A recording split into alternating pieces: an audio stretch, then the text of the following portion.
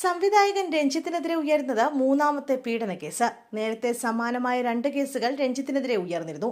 രഞ്ജിത്ത് തന്നോട് മോശമായി പെരുമാറിയെന്നും ലൈംഗിക അതിക്രമത്തിന് ശ്രമിച്ചുവെന്നും ബംഗാളി നടി 2024 വെളിപ്പെടുത്തിയിരുന്നു. 2009 പാലേരി മാണിക്യം സിനിമയുടെ ചിത്രീകരണത്തിനിടെ കൊച്ചിയിലെ ഗസ്റ്റ് ഹൌസിൽ വെച്ചായിരുന്നു സംഭവമെന്നായിരുന്നു ആരോപണം. ഈ കേസിൽ പോലീസ് അന്വേഷണം നടത്തി കുറ്റപത്രം കോടതിയിൽ നൽകി. എന്നാൽ കേസ് കഴിഞ്ഞ ഒക്ടോബറിൽ ഹൈക്കോടതി റദ്ദാക്കുകയായിരുന്നു. 2009 നടന്ന സംഭവത്തിൽ കേസെടുക്കുന്നതിന് മജിസ്ട്രേറ്റ് കോടതിക്കുള്ള സമയപരിധി അവസാനിച്ചുവെന്ന് ചൂണ്ടിക്കാട്ടിയായിരുന്നു ഹൈക്കോടതി നടപടി. 2012 ബംഗളൂരുവിലെ 5 സ്റ്റാർ ഹോട്ടലിൽ വെച്ച് സംവിധായകൻ രഞ്ജിത്തെ ലൈംഗികമായി പീഡിപ്പിച്ചുവെന്ന് കോഴിക്കോട് സ്വദേശിയായ യുവാവ് പരാതി നൽകിയിരുന്നു. ബാവൂട്ടിയുടെ നാമത്തിൽ സിനിമയുടെ ലൊക്കേഷനിൽ വെച്ച് പരിചയപ്പെട്ട ശേഷം ബംഗളൂരുവിലേക്ക് വിളിച്ചു വരുത്തി പീഡിപ്പിച്ചെന്നും നഗ്നചിത്രങ്ങൾ എടുത്തെന്നും യുവാവ് മൊഴി നൽകി.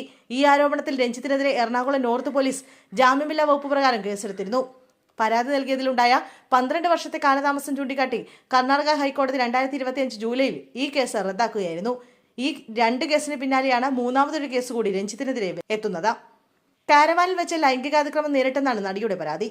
അതേസമയം ലൈംഗിക അതിക്രമ പരാതിയിൽ പിടിയിലായ രഞ്ജിത്തിനെ ആശുപത്രിയിൽ പ്രവേശിപ്പിച്ചിരിക്കുകയാണ്. എറണാകുളം ജനറൽ ആശുപത്രിയിലാണ് രഞ്ജിത്തിനെ പ്രവേശിപ്പിച്ചിരിക്കുന്നത്. രഞ്ജിത്തിന് രക്തസമ്മർദ്ദം കൂടിയ നിലയിലാണ്. ECGയിലും വ്യതിയാനമുണ്ട്. ന്യൂറോ വിഭാഗം ഡോക്ടർമാർ പരിശോധിക്കും.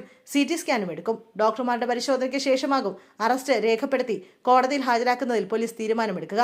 തൊടുപുഴയിൽ നിന്നും കസ്റ്റഡിയിലെടുത്ത രഞ്ജിത്തിനെ രാത്രി തന്നെ കൊച്ചിയിലെത്തിക്കുകയായിരുന്നു. ഫോർട്ട് കൊച്ചിയിൽ സിനിമാ സെറ്റിൽ വെച്ച് ലൈംഗിക അതിക്രമം നടത്തിയെന്ന യുവനടിയുടെ പരാതിയിലാണ് രഞ്ജിത്ത് പിടിയിലായത്. കാരവാനിൽ വെച്ച് രഞ്ജിത്ത് ലൈംഗികമായി പീഡിപ്പിച്ചുവെന്നാണ് പരാതി. നടിയുടെ രഹസ്യമൊഴി പോലീസ് രേഖപ്പെടുത്തിയിട്ടുണ്ട്.